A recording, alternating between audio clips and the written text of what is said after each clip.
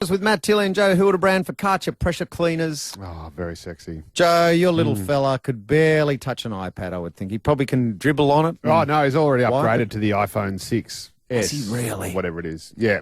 He's not even a year old yet. No, not even 10 months. Early adapter. I've got a couple of boys, 8 and 10, and gee whiz, if I had $1 for every time their mother or I said, "Get off your iPad now." Yep. But I need it for school. Not that game, you don't. Splashy Fish is not a subject. Yeah, Minecraft is not on the curriculum. So if this is ringing true in your ears and you're thinking, yep, that's my domestic life, then our next guest could be the salvation you require. UK filmmaker David Bond decided he'd had enough of kids not engaging with the outside world, whether it be through nature or sport or just fresh air in the backyard, gardens, whatever. So appointed himself... Well played here, David. The marketing director for nature. Obviously, you've worked out some KPIs for nature, so on and so Got some forth. embossed business cards. And now he finds himself here, touring Australia for Parks and Leisure Australia to try and get kids to bloody well go outside. How do we David, do welcome. It's a pleasure to be here. Thanks for having me. So tell us a bit what got you to where you are now. I mean, do you have boys of your own? Were you tired of them just staring at screens and games and tellies? Or Exactly. I've got two kids, actually, a boy and a girl, 4 and 6. And I looked at the 6-year-old girl and I kind of strapped a camera to her head, as you do to children. Right. And I had a look at what she was spending her time doing and realised that only about 3% of her waking life was spent outdoors. Wow. About the same amount of time as she spent in the bathroom. That is and I thought, hang on, this is the thing that's best for her in the world, and it's the thing that she's doing least of. I need to do something about this. That is extra, and it is actually something quite serious because a mate of mine has a kid who, you know, literally, like, drag him outside, you need a bulldozer. Like, it's almost like a pathological fear of the outdoors.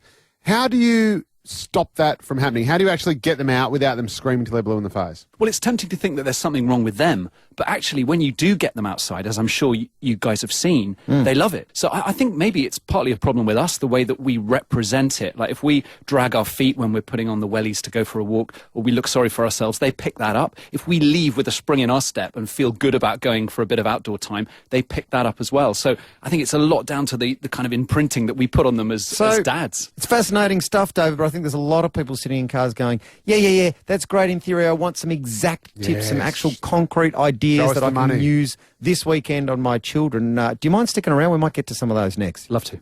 Hello. Joe Hildebrand and Matt Tilley, the One Percenters. We are joined in the studio by David Bond. He is a man who appointed himself marketing director for nature. There was no board meeting or anything. No interview process. Not very transparent, actually. That's right. And made a movie called Project Wild Thing. And what's that about? Well, it's about getting your kids off their iPads, away from the computer, stop sitting there in front of the television and out connecting with nature. So I say to my boys, get off that out of my Minecraft. That's what I call it. They just call it Minecraft. But David, one of the things for anyone listening right now is we need some concrete examples for getting kids outside. What are the tricks? What can we actually do? It's tempting to say what you need is giant, massive activities, like take the kids up to the top of this amazing mountain. It turns out that kids, especially younger ones, they're not that motivated by glorious views and amazing vistas. What they want is stuff that's up close and immediate and quick to get hold of. So what we're encouraging parents to do is to say, switch a minute of screen time every day for a minute of wild time with the kids. Just take a minute, go outside, check out the tree in your local park or in your backyard and just have a look at what it's doing. Something really simple, really close by.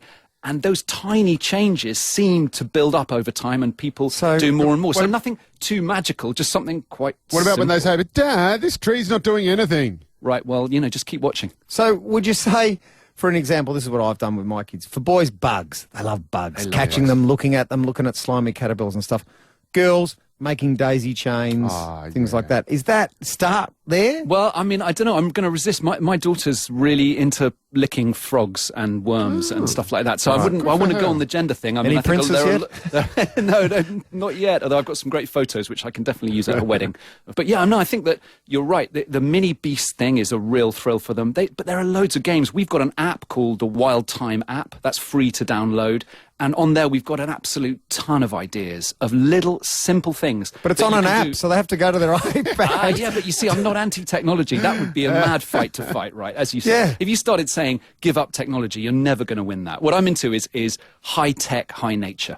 So what does the app say? All right, take your phone outside and look at this with it or something, or photograph Right. yourself? I mean, look at the different kinds of technology. Understand technologies. That Minecraft is a classic, physically very static technology. It's going to leave your kids in a very morose state. Well, kids should be outside working in real mines. Right, but if you send them mining, if you get them outside with a piece of tech like the Stargazer app or an app for identifying species, then they're using technology to be physically and mentally active. You're right. And The that's a great Stargazer thing. is great unless you're trying to get them to bed. That's the other thing. And just what about people who either, because most of us do not live in a woodland wonderland. We live in, either in flats or in Quarter-acre small block. houses or a quarter-acre block. There's not lions and tigers and bears. It's hard to make that fun, isn't it? Well, the amazing thing, we did a big study in the UK. Children in urban environments are actually slightly better connected to the natural world than those in rural environments. Because their parents That are all sounds inner-city crazy, but hippies.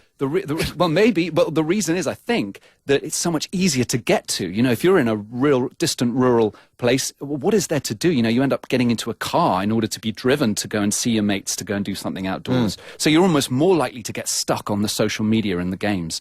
Whereas, a city like Melbourne, lots of Australian cities, they're absolutely fantastic for green space. Parks. And parks and all the rest of it. I can never find a park. That's what you need to reach out for. Beaches. It's right there on your doorstep. Beaches, why not? Well, I think it's a